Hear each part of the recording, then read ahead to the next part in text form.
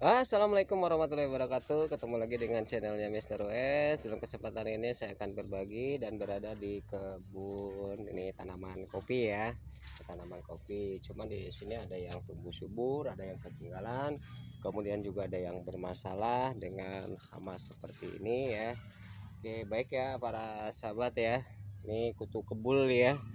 Nah, tapi buat tanaman kopinya tidak bermasalah. Apa sih rahasianya para sahabat ya? Tanaman kopi ini berada di posisi Jawa Barat dan tanaman ini dibawa dari eh, Sumatera Selatan ya. Ini Arabica ya. Seperti halnya tanaman kopi yang ada di Indonesia itu bukan asli Indonesia yang tersebar di Jawa dan di Sumatera, di Aceh ya. Itu dibawa oleh Belanda ya para sahabat ya. Oke, baik, berbicara masalah kopi ya, tentu tumbuh eh, syaratnya kopi ya, mungkin pada sahabat ya yang sudah senior ya, yang kebunnya sangat luas sekali ya para sahabat ya. Dalam kesempatan aja ini sharing session aja ya, dengan channelnya Mister US ya. Nah ini menurut dari penelitian ya, ini mempunyai sifat-sifat khusus ya, sehingga para sahabat ya, artinya menghendaki kondisi lingkungan yang berbeda ya, antara di Sumatera, di Jawa ya, kemudian di Aceh ya. Nah namun secara umum ya para sahabat ya, faktor lingkungan yang mempengaruhi pertumbuhan kopi itu, dan terutama adalah perawatan ya para sahabat ya. Ini tanaman kopi saya ini udah satu tahun ya, ini tumbuh ya, ini sekitar 120 cm ya. Oke ya para sahabat ya. Kemudian tentu untuk pertumbuhan lebih cepat ya, kita harus memperhatikan juga suhu, kemudian curah hujan, kemudian sinar matahari, kemudian juga angin dan tanah ya. Kopi membutuhkan suhu yang tentunya harus sesuai ya, terutama ya di dalam lingkungan seperti di pulau-pulau yang berbeda yang ada di Nusantara atau Indonesia ini ya para sahabat ya. Baik para sahabat ya, saya akan berbagi dalam kesempatan ini ya. Tentu ini mudah-mudahan bisa bermanfaat ya. Saya juga pemula ya. Ini sama-sama belajar ya untuk para senior ya juga ya. Nah, para sahabat ya, supaya tanaman ini kopi itu tidak terganggu dan pertumbuhan cukup pesat ya. Nah, rahasianya yaitu ya, ini ada pupuk VOC ya, yang cara pembuatan cukup mudah ya, karena dibuat dari nitrogen. Nah nitrogen itu ada pada urea ya para sahabat ya. Kalau para sahabat bisa ya membuat VOC ini, pupuk kocor dan spray ya, itu ada di video saya, yaitu judulnya Nitrobacter ya. Kalau kemarin masalah Jakaba ya. Kemudian banyak pupuk-pupuk yang lain yang sudah saya upload ya, di channelnya Mister US Berbagi ya.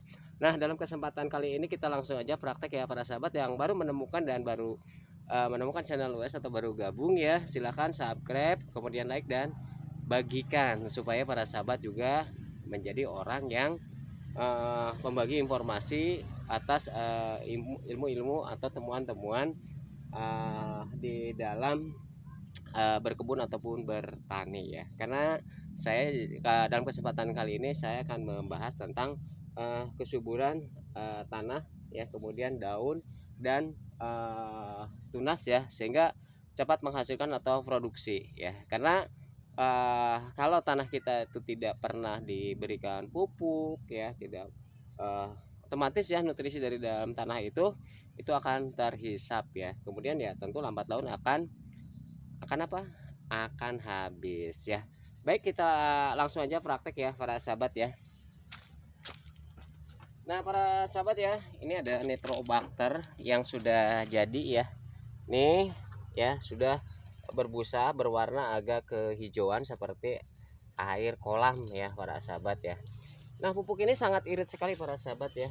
Nih ya, para sahabat ya. Ini aplikasinya ya untuk tanaman batang kopi itu sebulan sekali para sahabat ya.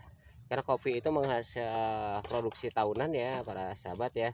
Ini petani kopi itu tuh petani yang paling nyantai ya. Oke, baik ya para sahabat. Nah, nih dari 100 mili hanya 2 mili para sahabat ya. Para sahabat tahu ya 2 mili seperti apa ya, gitu kan. Nah, seperti ini. Nah, ini dicampur dengan air 1 liter ya para sahabat ya. Nah, 1 liter ya. Nah, ini cukup irit sekali ya para sahabat ya.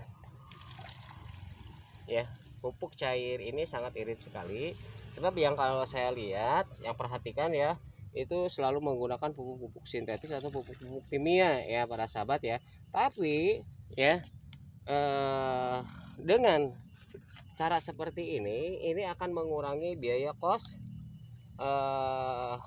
produksi itu sekitar 70%. So para sahabat bayangkan ya, ini dibuat hanya beberapa sendok urea, kemudian ditambah dengan topsoil atau tanah yang subur, unsur haranya bisa dari limbah kopi yang sudah terfermentasi, bisa dari kotoran ayam atau ternak ya, ambil di permukaan, dibersihkan di kedalaman 5 atau 10 cm segenggam saja ya, kemudian dikasih gula. Nah, ini sudah tinggal dikocorkan saja para sahabat ya, nih ke bagian.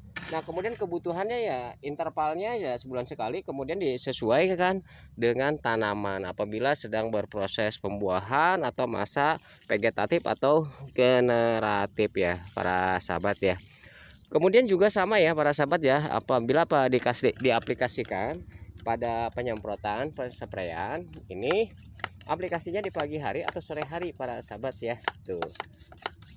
Nah, ini dalam pensperayan itu para sahabat harus lihat ya, ini di bagian-bagian stiomata yang paling bawah.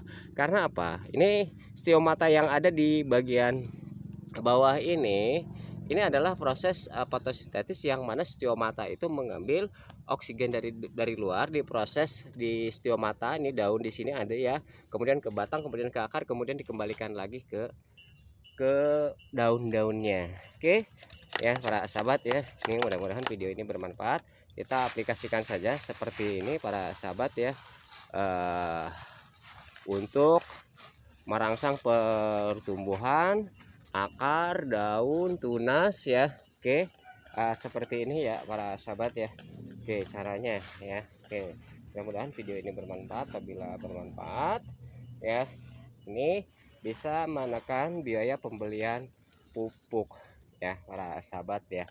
Mudah-mudahan video ini bermanfaat, dan apabila bermanfaat partisipasinya tolong di subscribe dan bagikan ya para sahabat ya. Nih saya di posisi di sore hari ya, nih dari sejak nanam ya, ini tidak diganggu-ganggu sama saya, bahkan belum dipangkas ya.